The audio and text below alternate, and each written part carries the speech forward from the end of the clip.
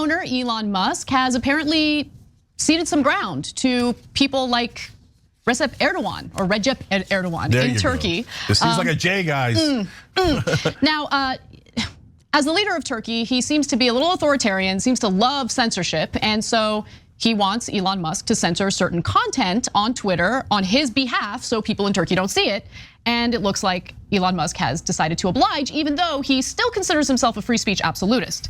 So this all started last week on Friday when the Twitter Global Government Affairs account posted this. Let's take a look. In response to legal process and to ensure Twitter remains available to the people of Turkey, we have taken action to restrict access to some content in Turkey today.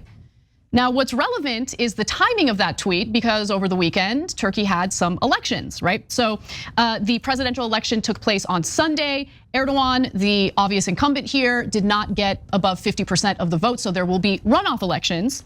But Matt Iglesias, who is now a Bloomberg columnist, tweeted the following in response to this whole kerfuffle. The Turkish government asked Twitter to censor its opponents right before an election, and Elon Musk complied. Should generate some interesting Twitter files reporting, he wrote. So I'm gonna pause for comment, Cenk, because Elon did respond to Matt Iglesias, but I'm curious what you think about this. Are we being too harsh? Yeah, so first of all, the social media companies in a lot of instances are in a very difficult spot because China most especially, which Elon also gives into, but many countries, including some unfortunately fundamentalist Muslim countries and dictatorships say, look, if you're gonna be here, whether you're Twitter, Facebook, etc., we have to censor you. Period. It's not a negotiation. It's not a conversation. You either accept the censoring and you're here, or we just kick you out of the country and then we start our own, especially in China, we start our own social media companies and you'll never catch up. And you'll lose out on 1.2 billion customers, right? So faced with that, most of the social media companies go, well, maybe we could censor a little bit. We can censor a little bit. But so then you say, okay, then Elon is doing okay, like he's doing what everybody else does, so it's okay? No, not exactly, for two reasons. Number one, Elon is the one that said, oh my God, I'm never gonna allow government censorship, okay? And then Turkey comes along and goes, Erdogan says, yeah, I want you to censor all my opponents. He's like, yeah, no problem, right away. Okay, well, brother, you ran your mouth a lot, and then you give it instantly to every demand, and that's point number two. A lot of these companies, including Twitter pre-Elon Musk, would fight back. And then they would actually get into, because with China, oftentimes there's no conversation, right? With Iran, there's no conversation. But countries like Turkey, which are still mainly a democracy, in NATO, part of Europe and Asia, right? You could have a conversation and you can go back and forth and get to a negotiated settlement. And that's what Twitter used to do. That's what all the social media companies do in Turkey. Except Elon was like, oh, I don't care about censorship. Yeah, do it right away. Do whatever you want right away. So he's been way worse than previous Twitter owners on the issue of censorship, which is deeply ironic. So I want to go back to Matt Iglesias and his tweet because I want to give you Elon's response to it. So again, Matt Iglesias wrote, the Turkish government asked Twitter to censor its opponents right before an election, and Elon Musk complied. Should generate some interesting Twitter files reporting. In response to that, Musk wrote, did your brain fall out of your head? The choice is have Twitter throttled in its entirety or limit access to some tweets. Which one do you want? So note that he didn't deny that he caved to Erdogan's demands. But also, are those really the only two options? Yeah, no, I don't think they are. As I just explained to you, they are definitely not the only two options. Right. And you could have fought back. And by the way, and on some occasions, and this has happened with social media companies in China, you just draw the line and you go, no, if that's what you want me to do, then okay, I guess we're not in your market. And that has consequences oftentimes for that government. So especially in cases like Turkey, where it's not a dictatorship. So if Elon Musk drew the line and said, okay, then no, you want to pull all of Twitter? Go ahead and pull all of Twitter. What would have happened is tons of people do use Twitter in Turkey, and that would have been a giant story that Erdogan was doing censorship right before the elections. Instead, Elon didn't say anything. He just let him do the censorship. So there was no story about how Erdogan was censoring his political opponents, which winds up giving a giant gift to Erdogan, who's largely the bad guy here. Well, look, to be fair to Elon Musk, it's not like he's one of these guys who made a really big deal over Twitter putting its thumb on the scales when it came to our elections, right? Hilarious. Yeah.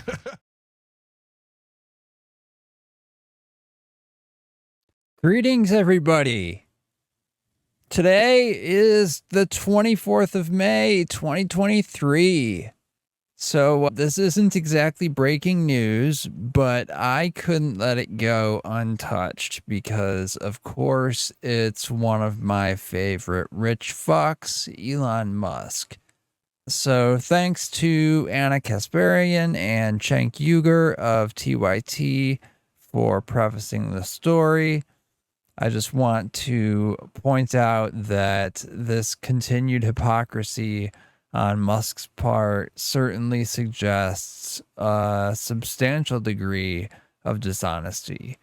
Every single one of his bootlicking stands should feel absolutely duped for falling for his bullshit. He never bought Twitter to unleash free speech on the world.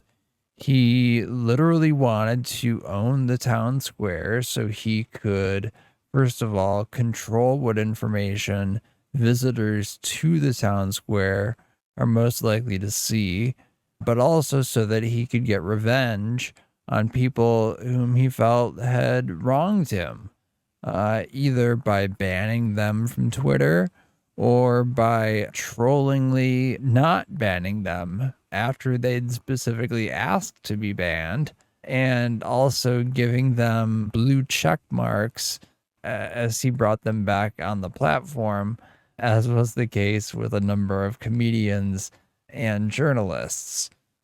But what we're here to talk about today is censorship on the internet, the very thing against which Elon Musk promised to protect us. So let's see what he's really been up to.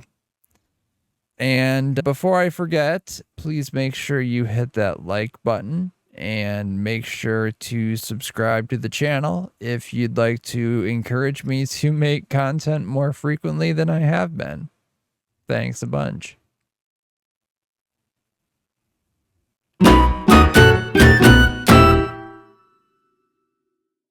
So I've got a couple of articles that we can look at here that I think are good examples of what's going on with Twitter and Elon.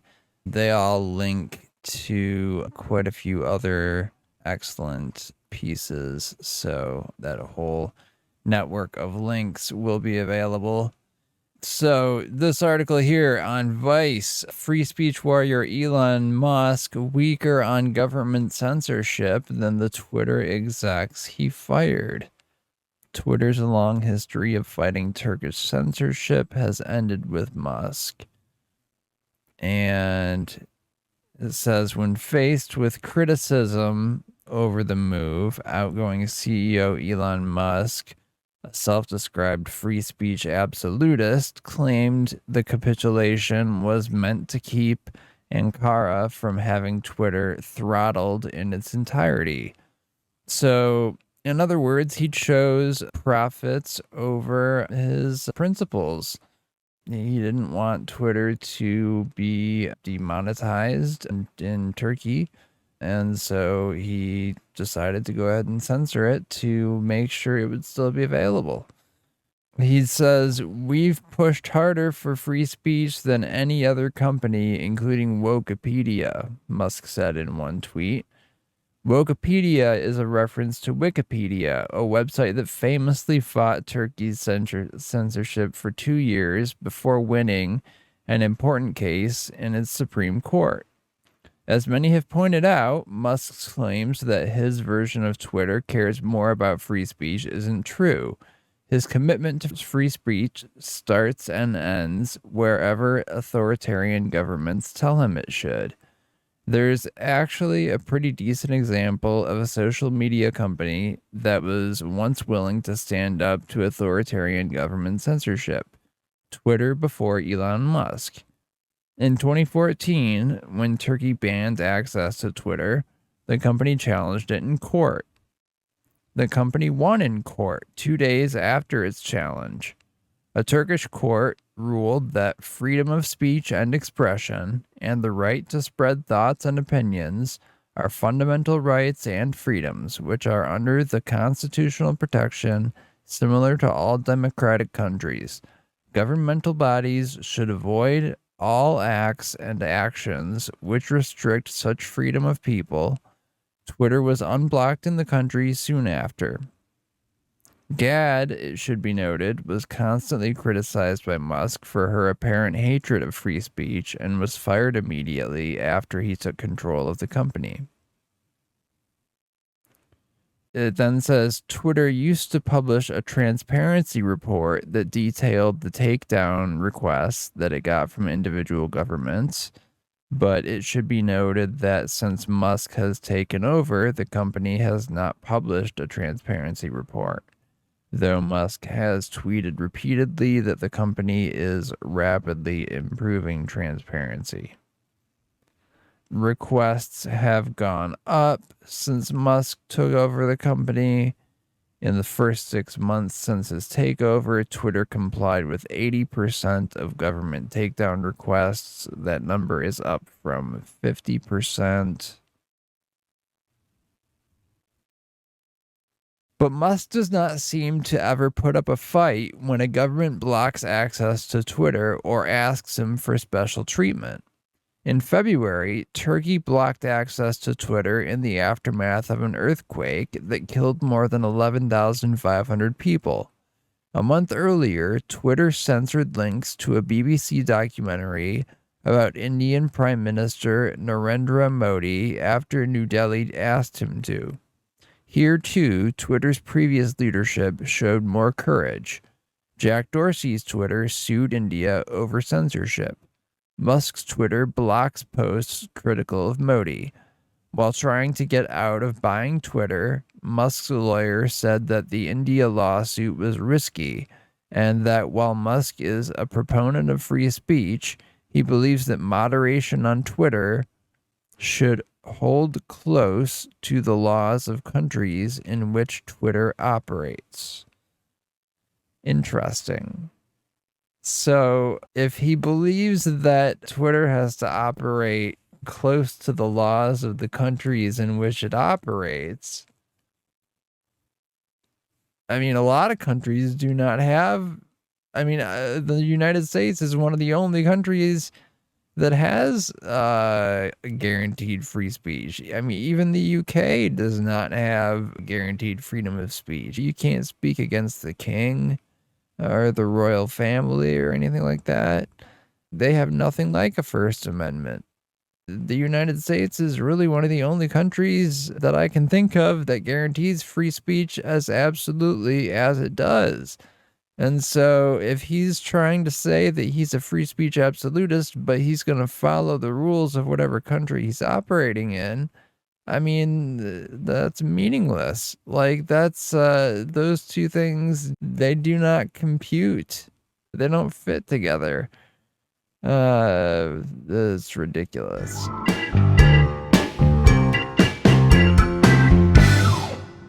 So, I mean, for me, this is simple. It's cut and dry. I've always said Elon Musk is a fucking charlatan. He is a bullshitter. He doesn't mean anything he says, and he's only out for himself. That's the bottom line. And I'm going to keep repeating it, and that's all there is to it. So, fuck you, Elon Musk.